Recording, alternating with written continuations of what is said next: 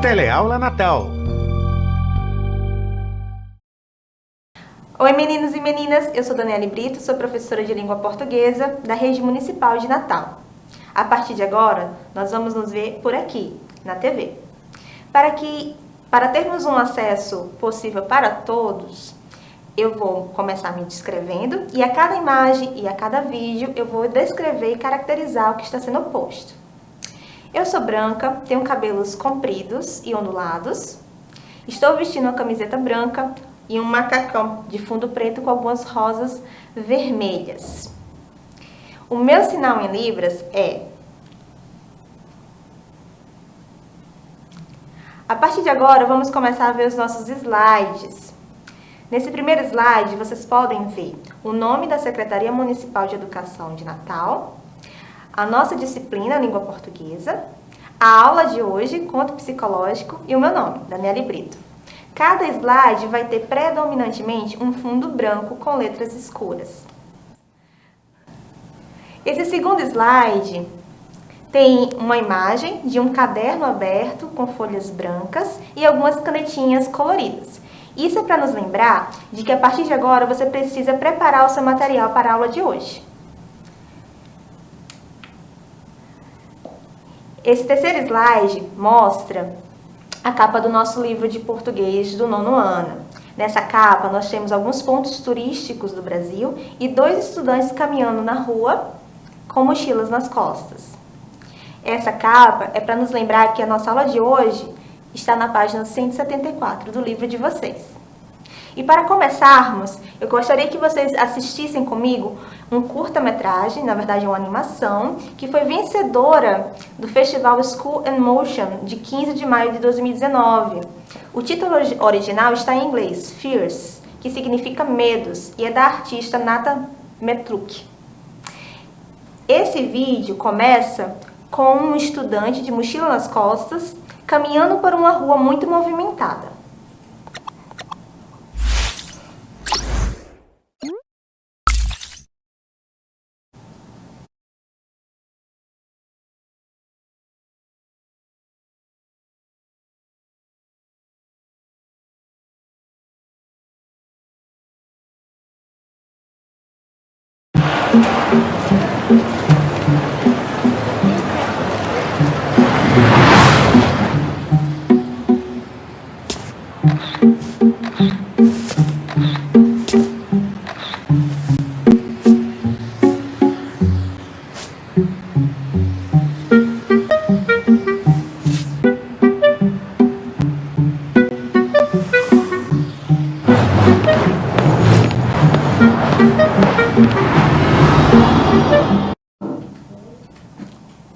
Logo no começo, o estudante que estava caminhando pela rua começou a fazer algumas fotos. E nessas fotos ele percebeu que a cada pessoa que passava tinha um monstrinho de cor preta carregada no ombro. A partir daí, ele começa a ver esses monstrinhos e aparece uma tela preta com o título do nosso vídeo, que é Fears, que significa medo em português.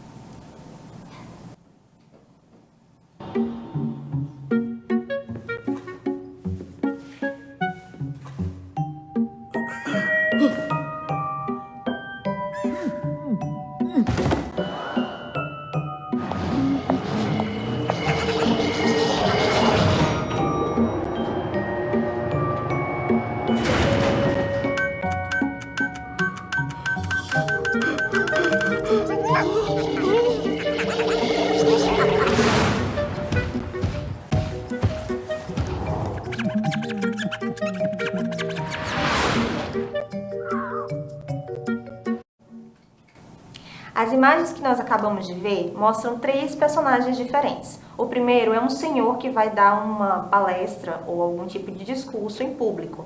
E o seu monstrinho acabou derrubando no chão. A segunda personagem é uma mulher que caminha pela rua com vários monstrinhos em seus ombros. Quando ela chega no elevador, ele tem algum tipo de problema mecânico. Então um dos seus monstrinhos acaba crescendo e ocupando todo o espaço. E o terceiro personagem é um homem bastante corpulento que está caminhando pela rua. Aparentemente, o seu monstrinho é muito pequenininho e fica escondido nas suas costas. Esse monstrinho mostra o seu medo de rato, quando ele sobe na cadeira enquanto um rato circula ao seu redor.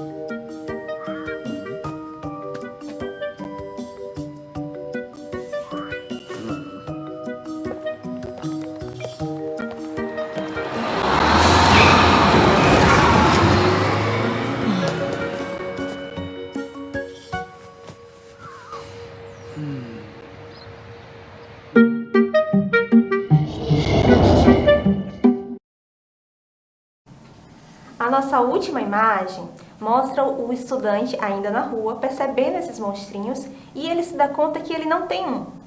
E ele continua desplicentemente caminhando pela rua, até ser atingido por um carro e ir parar no hospital. É lá no hospital que ele recebe o seu próprio monstrinho. Ao ter alta, esse rapaz começa a caminhar com seu monstrinho, e dessa vez ele é salvo de ser novamente atropelada pelo seu próprio monstrinho. Isso mostra que essas pequenas criaturinhas que estão aparecendo no vídeo representam os nossos medos.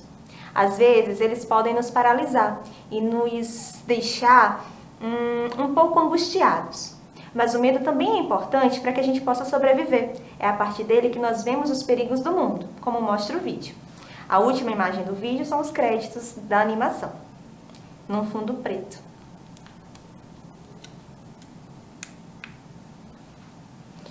Esse vídeo que nós acabamos de ver dialoga com um conto que nós vamos ler hoje. Esse conto é do autor João Azzanello Carrascosa. O João ele é escritor e professor universitário. Ele nasceu em 1962, em Cravinhos, no município de interior de São Paulo. Seus romances e contos tratam de situações simples do cotidiano, como as relações com a família e os amigos, mas acabam, na verdade, apresentando reflexões sobre a vida. E essa é uma das características do conto psicológico, essa reflexão.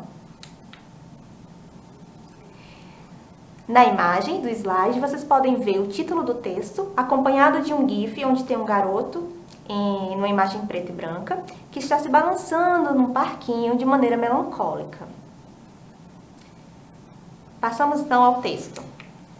Era só um garoto, com pai, mãe, irmão, mas quando deu os primeiros passos, apoiando-se nos móveis da casa, sentiu-se só no mundo.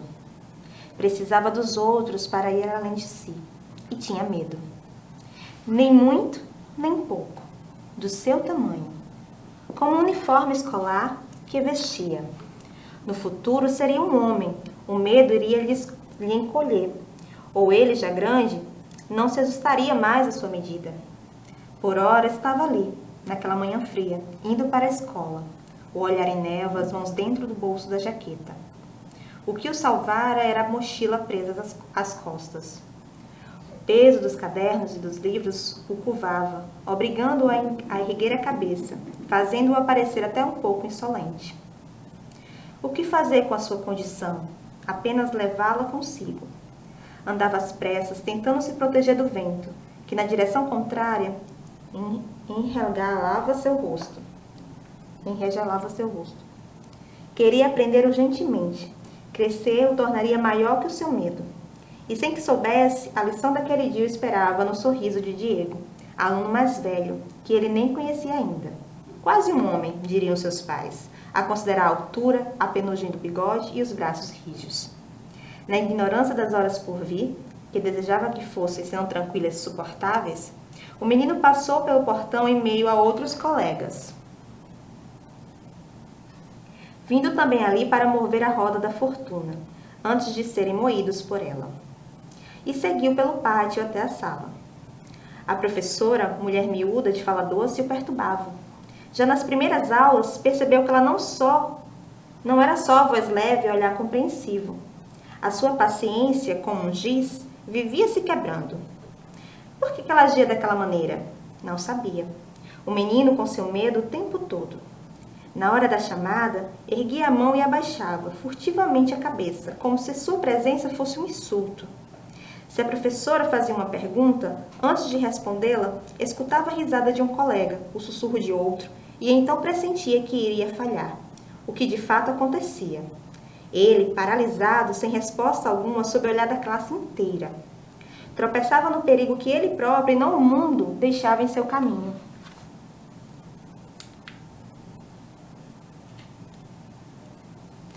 Queria não ser daquele jeito, mas era. Às vezes, entristecia-se até nas horas de alegria, quando jogava futebol com o irmão e perdia. Ou quando no parque de diversões se negava a ir na montanha-russa, no chapéu mexicano. Era tudo o que sonhava, experimentar aqueles abismos, mas não conseguia. Vai, filho, a mãe o incentivava. Eu vou com você, o pai prometia. Fitava o irmão que subia no brinquedo, acenava lá de cima, gritava e se divertia, enquanto ele segurava firme no seu medo, inteiramente fiel. Se vivia inquieto na sala de aula, pela certeza de se ver, de repente, numa situação que o intimidaria, às vezes se esquecia de seu desconforto, encantado com o universo que a professora lhe abria. As letras do alfabeto, os desenhos na louça, os trechos de música que ela cantava, uma graça que fazia. E aí ele ria. Ria com sinceridade. E subitamente se reencontrava menino. No intervalo, aquela calma provisória, quando o pátio se inundava de alunos. Na multidão, ninguém o notava. Nada tinha a recear. Era a sua hora macia. E assim foi até aquela manhã. Pegava seu sanduíche, quando percebeu que um garoto, maior de todos, se acercava. Espantou-se ao dar a primeira mordida no pão e ver o outro à sua frente. Tão desproporcional se comparado aos demais alunos. O corpo comprido, a voz firme. Eu sou o Diego. E sorrindo, você é do primeiro ano, não é? Ele confirmou com a cabeça, para não responder de boca cheia. E logo que o outro disse, eu nunca te vi aqui, o menino sentiu que estava diante de um desafio. Como se num quarto escuro, o dedo no interruptor pronto para acender a luz. Diego o observava com mais fome nos olhos do que na boca. Seguia o movimento das suas mandíbulas, à espera da merecida mordida. Tá bom o sanduíche? Perguntou. E o menino respondeu, tá. E quis saber, você já comeu o seu? O que só serviu para alargar a vantagem de Diego. Não, nunca trago lanche. Eu sou pobre. O menino perguntou, quer um pedaço? Pensando que o outro se contentaria com a oferta. Nem supunha que o gesto conduziria mais depressa ao seu destino. Era uma entrega superior à que ele imaginava. Diego mirou satisfeito e apanhou o pão com voracidade. Sentou-se no chão e se pôs a comer em silêncio. Um silêncio faminto que pedia o olhar do mundo. Tanto que o menino ao seu lado degustou a cena, orgulhoso por lhe saciar a fome. Se antes era frágil, casca de ovo, agora ele se sentia forte. Descobria uma grande vida dentro de si. Porque antes que continuassem a conversa, ele sabia, fizeram um amigo. E Diego, que conhecia melhor essa cartilha, levantou-se e disse agradecido, se alguém mexer com você, me avise. Com a amizade de Diego e a sua força a favorecê-lo, ninguém o afrontaria. Imaginava ter um trunfo, mas também podia ser um erro. Como adivinhar? Estava lá para aprender. E aprendeu rápido a lição que Diego lhe deu na semana seguinte, ao dizer, minha mãe está doente, precisa de remédio, e a gente não tem dinheiro. O menino, para mostrar que era bom aprendiz, superou a culpa e entregou ao outro, dias depois, umas cédulas que pegara às escondidas da bolsa da mãe. E então começou um tempo em que o perigo era a estabilidade que Diego lhe garantia. Os dois ficavam juntos no intervalo e quase sempre encontravam-se no fim da aula no portão da escola. O amigo o acompanhava até em casa, cumprindo a sua parte do pacto, e recebia em troca o que lhe faltava, o sanduíche, o estojo de lápis coloridos, os pacotes de figurinha. Diego sorria e olhava para ele em silêncio no momento da paga, como um aluno que desafia o mestre. O coração do menino batia alto, incapaz de acordar a desconfiança que o embalava. Diego sorria e sonhava. Sonhava com uma bicicleta.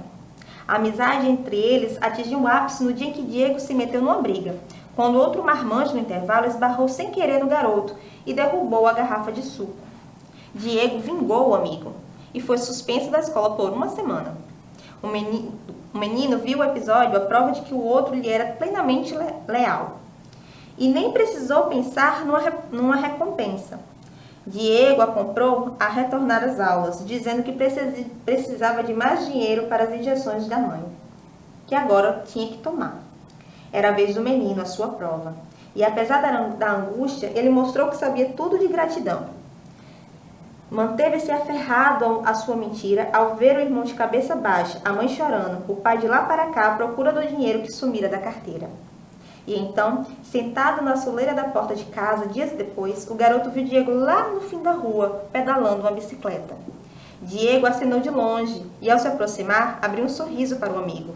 Ele se ergueu vacilante, apoiando-se na parede. Agora estava mais sozinho do que nunca e sentiu medo, muito medo.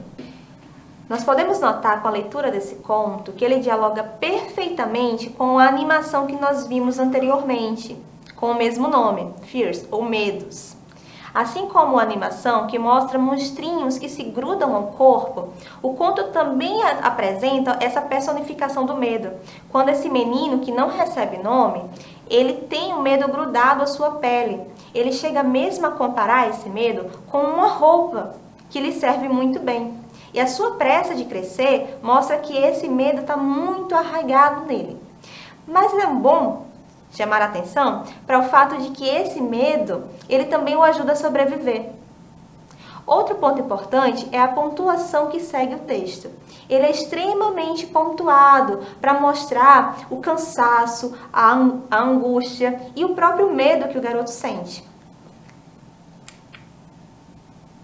Mas então, qual seria a estrutura de um conto psicológico? Assim como outros gêneros narrativos, o conto psicológico ele tem uma sequência de ações, ele possui personagens, ele tem tempo e espaço. No caso do tempo, ele pode ser cronológico e psicológico. E no caso do espaço, ele pode ser real ou também psicológico. O conto também possui um foco narrativo, uma descrição precisa e detalhada. E diferente de outros gêneros, um conto psicológico, o coração da narrativa está nos conflitos e nas motivações corriqueiras e triviais, como nós vimos lá no conto O Medo. E o desfecho, ele é sempre original. Como eu disse anteriormente, o João, o autor, ele usou a pontuação para causar o impacto do medo desse garoto que não tem nome, assim como a escolha de não nomear esse garoto. Isso nos mostra que os efeitos de sentido podem ser vistos através das palavras, as escolhas das palavras, os sinais de pontuação, a prosódia, que às vezes também aparece em forma de oralidade, o uso do itálico, do negrito, da caixa alta, do tamanho e da fonte apresentada. Agora vamos falar sobre os personagens. Assim como outros gêneros narrativos, o conto psicológico também conta com protagonistas, antagonistas e personagens secundários. Na imagem do slide, vocês vão ver um GIF em que eu tenho um recorte de um anime muito famoso dos anos 90, o Naruto, que é o mesmo nome do seu personagem principal, o seu protagonista. O Naruto ele é representado sempre por cores claras. Ele tem cabelos loiros, ele tem olhos azuis e veste branco. O seu antagonista, o Sasuke, ele tem cabelos escuros e também veste roupas escuras. Então você vai pensar, tia Dani, então toda vez que eu tiver um antagonista e um protagonista, eles têm que ter esse câmbio, essa diferença de imagem, ou eu tenho que ter sempre um herói e o outro ser sempre do mal? Não necessariamente. Voltando à imagem do Sasuke e do Naruto, o Sasuke e o Naruto, eles se complementam na narrativa do mangá. Por quê? O crescimento, o desenvolvimento, não só da narrativa, mas do próprio personagem Naruto, depende muito do seu antagonista. Porque toda a sua trajetória e sua jornada é para tentar salvá-lo do que ele entende como sendo um chamado para a escuridão. O Sasuke, no final do anime, ele acaba se rendendo e voltando à amizade com o Naruto. Então, essa amizade e essa rivalidade caminham juntas. Por isso que o protagonista e o antagonista nem sempre representam o bem e o mal, mas eles representam uma construção que juntos colaboram para o desenvolvimento dessa narração. Tia Dani, mas os personagens secundários, eles também são importantes. Diferente do protagonista e do antagonista, que aparecem o tempo todo num conto, ou um romance, ou numa novela, ou mesmo em um mangá, os secundários eles vão aparecer vez ou outra, mas eles também são importantes para o crescimento desses personagens. Mas então, professora, por que o protagonista é o protagonista? Porque ele é o que mais aparece. São os pensamentos dele, são as ações dele em que circula toda a narrativa. Não só dele, como também do antagonista. Se a gente volta lá, por exemplo, do Naruto, a gente vai perceber que o Naruto está em todos os episódios. O Sasuke nem sempre está presente em todos, mas a menção ao seu nome está presente. Porque o Naruto, para se desenvolver, para crescer, ele precisa do seu antagonista. Beleza? Então, gente, essa aula de hoje nos ajudou muito a compreender um pouquinho do conto. Mas só um pouquinho, porque na próxima aula a gente vai ver outros detalhes e outras características. Mas para a nossa atividade de hoje, eu quero que vocês abram a página 177 do livro e que vocês tentem fazer a interpretação textual do texto que nós lemos hoje, Medo, ok? A estrutura de um conto psicológico ela é um pouquinho mais difícil e presume um pouquinho mais de observação e sutileza. Por isso, nós sugerimos que durante essas atividades, vocês as façam em etapas, ok? Vocês vão começar pela sessão Desvendando o Texto, atividades 1 e 2, e de maneira individual e escrita. Já as atividades 3 e 4, resolução será coletiva. Vocês farão com a ajuda do seu pai, da sua mãe, de um irmão ou de alguém que esteja com você em casa. As atividades 5 e 6 e as atividades 1 e 3 da sessão Como Funciona um Conto Psicológico também podem ser feitas com a ajuda de algum parente que esteja com você na quarentena. E, finalmente, as atividades 4 e 5 podem ser feitas de maneira oral. Então, peça a ajuda dos seus familiares e façam com que esse momento não seja tão chato e que toda a família possa participar junto, tá bom? Se vocês tiverem alguma dúvida, procurem o professor de vocês ou a coordenação da sua escola. Foi isso, gente. Até a próxima. Beijos, abraços.